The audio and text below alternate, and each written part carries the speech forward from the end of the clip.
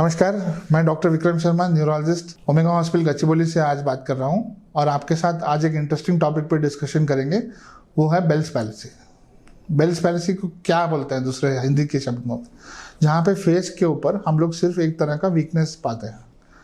आपने ज़रूर देखा होगा अपनी ज़िंदगी में कई ऐसे लोगों को जिनकी आंख ठीक से बंद नहीं हो रही है, या मुंह एक तरफ घूम जा रहा है, या बात करने में मुश्किल हो रही है, या कभी कुछ पी रहे हैं या कुछ खा रहे हैं तो एक तरफ से गिरना शुरू हो जाता है। इसको हम बेल्स पैलेसी बोलते हैं।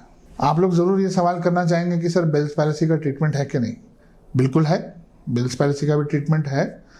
बट एक बहुत इंपॉर्टेंट सूचना मैं आज आप लोगों को बताना चाह रहा हूँ कि बेल्स पैलेसी का ट्रीटमेंट जल्दी से जल्दी तब हो सकता है जब वो पेशेंट, जिस टाइम आप ये प्रॉब्लम्स देखें पेशेंट के ऊपर, उसी टाइम हॉस्पिटल में लेके आए हैं इस पेशेंट को।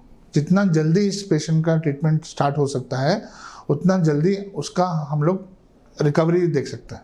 अगर हम लोग इस पेशेंट को काफ़ी टाइम के बाद लेके आए, कई लोग आते हैं सर मुझे लगा कि मेरे को कुछ ज़्यादा प्रॉब्लम नहीं थी। कई लोग हम लोग देखते हैं कि 5 दिन के बाद आते हैं, या 6 दिन के बाद आते हैं, या 10 दिन के बाद आते हैं। इन पेशेंट्स की रिकवरी उतनी अच्छी नहीं हो पाती है, इसलिए क्योंकि उस जगह के नस जो हैं वो ख़राब हो जाती हैं। जो नर्व्स टिश्यू हैं वो माइलिन शीट जो डिस्ट्रॉय हो जाती है, वो माइलिन शीट को फिर से रिकवर करना थोड़ा मुश्किल हो जाता है। इसलिए हम लोग कई बार देखते हैं कि कई पेशेंट्स की बेल्स पैलेसी लाइफ लॉन्ग रह जाती है। तो इम्पॉर्टेंट यही है कि आप जब भी कोई नर्वस प्रॉब्लम देखें, उसमें सबसे ज़्यादा ज़रूरी होता है टाइम। मैं टाइम के ऊपर हमेशा आपको इसलिए बोलता हूँ कि न्यूरोलॉजिस्ट के लिए बहुत आसान हो जाता है एक ट्रीटमेंट करना जब आप टाइम के हिसाब से हॉस्पिटल पहुँच जाएँ। अब आप पूछेंगे कि बेल्स पैलेसी में हमें क्या देखने को मिलता है डॉक्टर साहब। भाई, जब बेल्स पैलेसी हो, आप पेशेंट को बहुत ईजिली कुछ चीज़ें बोल सकते हैं करने के लिए, जिससे कि आप आइडेंटिफाई कर सकते हैं कि पेशेंट को बेल्स पैलेसी है कि नहीं। क्या ऐसी चीज़ें बोल सकते हैं? पेशेंट को आप अपने दोनों आईब्रोज, मतलब दोनों आंखों के ऊपर जो ये आईब्रोज होती हैं, इनको आप उठाने के लिए बोलिए ऐसे। अगर आप इस पेशेंट को ऐसे बोलेंगे, अगर उनकी एक तरफ की आईब्रो ठीक से नहीं उठ रही है, मतलब ये उस तरफ का उनको फेशियल पैलेसी हुआ है। मतलब अगर मेरी राइट साइड की आईब्रो नहीं उठ रही है, सिर्फ लेफ्ट साइड की आईब्रो उठ रही है, मतलब कि मुझे राइट साइड का फेशियल पैलेसी हुआ है। दूसरा चीज़ आप क्या देख सकेंगे जब आप ऐसे पेशेंट को देखेंगे और आप उस पेशेंट को बोलेंगे कि आप आंख बंद करने की कोशिश करिए। जब पेशेंट आंख बंद करने की कोशिश करेंगे तो आप देख सकेंगे जिस जगह का फेस और जिस जगह का नर्व्स बिल्कुल ठीक काम कर रही हैं, उस जगह की आंख बिल्कुल ठीक से टाइट बंद हो सकेगी। जो इफेक्ट हुआ है पार्ट, जैसे कि मैंने आपको बताया कि सपोज मेरा राइट साइड इफेक्ट हुआ है, तो मैं अगर आंख बंद करने की कोशिश करूँगा तो मेरी आंख ऐसे आधी खुली रहेगी या थोड़ी सी ही बंद हो पाएगी। तो आपको आइडेंटिफाई हो जाएगा कि अगेन कि आंख भी ठीक से बंद नहीं हो रही है, इसका मतलब फेशियल पैलेसी।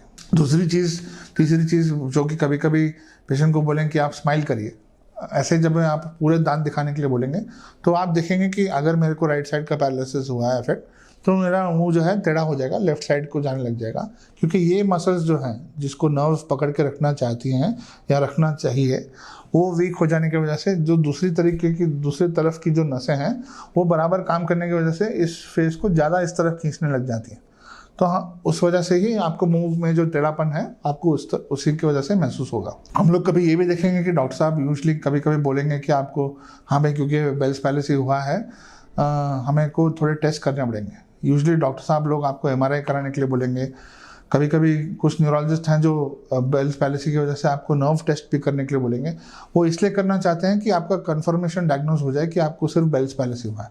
प्लीज़ ये टेस्ट ज़रूर दिमाग में रखिए, और अगर डॉक्टर ने आपको बोला है कराने के लिए ज़रूर कराइए, उससे आपको आइडिया हो जाएगा कि बेल्स पैलेसी हुआ है कि नहीं। कभी कभी बेल्स पैलेसी होने के साथ साथ आपको डॉक्टर साहब लोग एडमिट होने के लिए भी बोलेंगे, क्योंकि ऐसा इलाज होता है जिसमें कि कुछ दवाइयों के लिए आपको हॉस्पिटल में एडमिट होना चाहिए। और अगर जब ये दवाइयाँ देते हैं, कभी कभी हम लोग देखते हैं कि पेशेंट का शुगर्स बढ़ जाता है, तो ये शुगर्स को कंट्रोल करने के लिए ज़्यादा अच्छा है कि आप हॉस्पिटल में एडमिट रहें और इसका इलाज हॉस्पिटल में कराएं।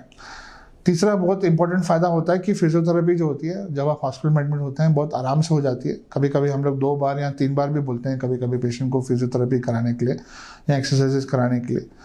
तो ज़रूर डेफिनेटली ये फिजियोथेरेपी एक्सरसाइज में भी आपको मदद मिलती है जब आप हॉस्पिटल में एडमिट होते हैं। अगर डॉक्टर साहब को लगे कि आपका इलाज हॉस्पिटल में आके आप घर जाके हॉस्पिटल में आके करवा सकते हो, तो आप ऐसे भी करा सकते हैं, डॉक्टर साहब आपको उसके बारे में बता देंगे। कई लोग मुझे बार बार पूछते हैं कि सर ये पैरालिसिस हो जाए या फेशियल पैरालिसिस हो जाए, इससे कुछ खाने पीने का लेन देन या हमारे लाइफस्टाइल का लेन देन?